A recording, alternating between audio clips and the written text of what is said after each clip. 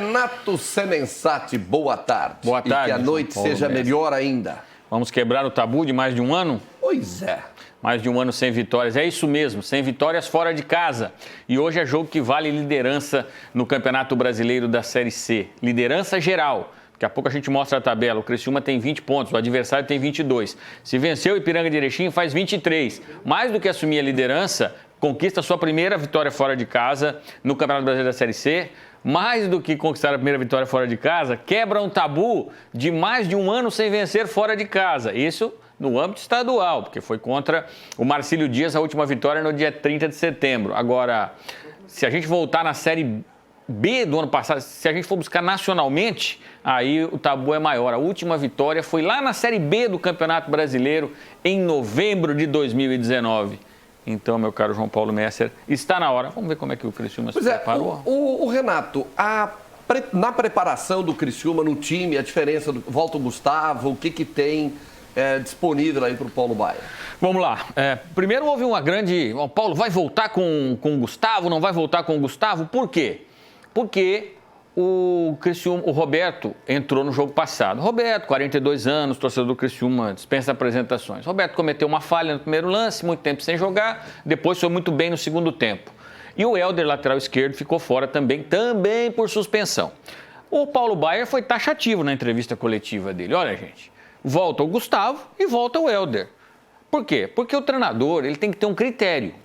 Como é que eu vou tirar? Por exemplo, o Helder e o Gustavo saíram do time pela mesma situação. Ambos estavam suspensos. Ambos jogaram as 16 rodadas anteriores. Ah, mas ele vai mudar, tem que mudar o goleiro, tem que jogar o Roberto, que é o que dividia ali a torcida.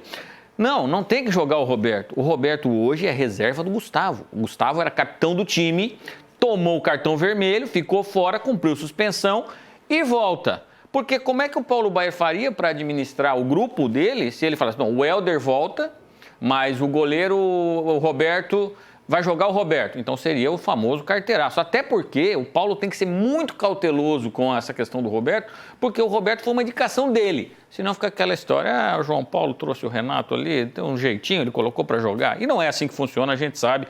Então acho que acerta aí, meu caro João Paulo Messer. Agora, é uma parada dura em que precisa mais de um bom esquema, precisa também uma condição anímica muito boa para o Criciúma, para vencer isso que você disse aí, quebrar esse tabu de não vencer fora.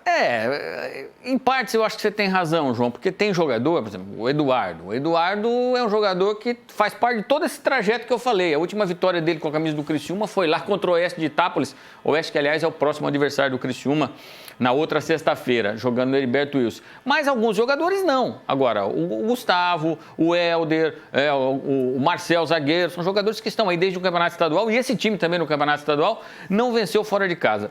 João, eu disse que vale liderança, vamos mostrar aqui na tabela, nós não temos, desculpe, a tabela, mas só para simplificar. O Criciúma tem 20 pontos, o Ipiranga tem 22.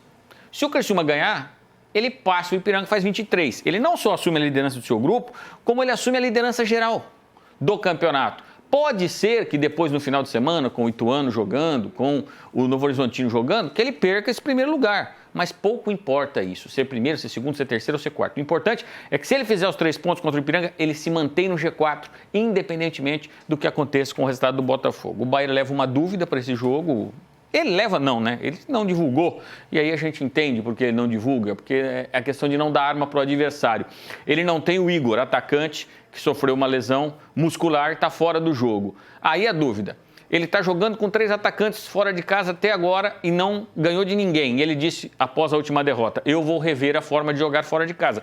E como é que ele pode rever? Ele pode simplesmente colocar um atacante no lugar do Igor e segue com 3 atacantes, traz um jogador de meio campo, possivelmente o Eduardo, e faz um quadrado no meio campo para fazer um time mais cauteloso. Você pediu a tabela? Opa! Então vamos com a tabela para essa questão aqui dos 23 pontos. Ó, 23 pontos, não 22. 23 dividiria com o Ipiranga a liderança geral, já que esse outro grupo aqui, ó, o grupo A, ele, em termos de pontuação, ele está mais baixo. Mas o fundamental, a diferença fundamental é essa aqui que a gente vê. Botafogo 19, que é o 5º colocado, e Criciúma. O Criciúma ganhando, ele faz para 23 pontos. O Botafogo joga fora de casa, joga com o Mirassol, respectivamente 5º e 6º colocado.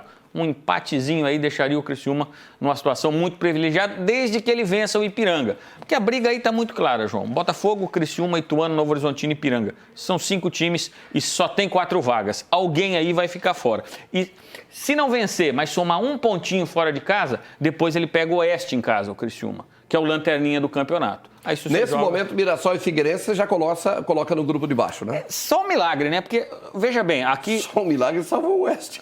A briga do Oeste é para escapar do rebaixamento, são 4 pontos. 13 para 19, 13 para 20 são 7. Então é muito mais fácil o Oeste escapar do rebaixamento, matematicamente falando, sim, do que o Mirassol alcançar o Criciúma. Mas ainda tem 18 pontos para disputar. Para ter uma ideia, o Figueirense precisa fazer 30 pontos para classificar. Ele tem que fazer 17 em 21. É muito ponto, né? Você volte na segunda-feira com... um resultado positivo. Resultado positivo. Tá vamos bom? voltar. Um empatezinho já me agrada. Já é muito bom.